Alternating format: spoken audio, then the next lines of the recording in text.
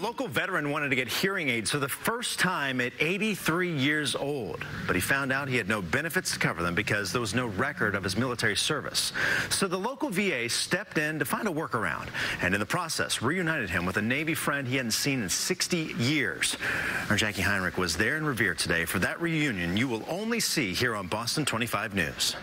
60 years is a long time to wait for a handshake or a hug. I thought he looked great. Really? I said the same thing. Both Dick Hayes and Alyn Pinkofsky looking a little different since they last saw each other aboard the USS Wasp in 1957. They hadn't seen each other since and never expected they would again. No, not really. No. No? Yeah, it wasn't in the thought process. But at 83 years old, Dick found himself a little hard of hearing. My wife says to me, "Why don't you get a hearing aid?" I says, "They got one for me." She says, "I think you should get it." For the first time since returning to civilian life, Dick decided to use his veterans' benefits. But after 60 years, enrolling turned out to be harder than it seemed. No record of his service, likely due to a fire in 1973 that wiped out nearly 18 million military service records.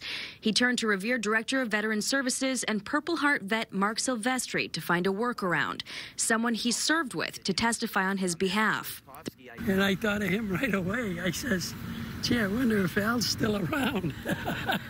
Alyn had moved from Dorchester to Brockton to Wayland in those 60 years. But after extensive searching, Marc discovered he was still around and remembered Dick well. Through Silvestri's work, that friendship gained new life on Wednesday.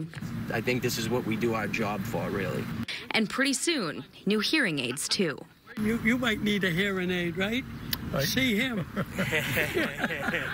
Veteran Services says this is a problem they see often with older vets. They encourage anyone who gets out of the service to enroll in those benefits initially, even if they don't plan on using them, because it gets harder to find documents as time goes on. We're in Revere tonight. I'm Jacqui Heinrich, Boston 25 News.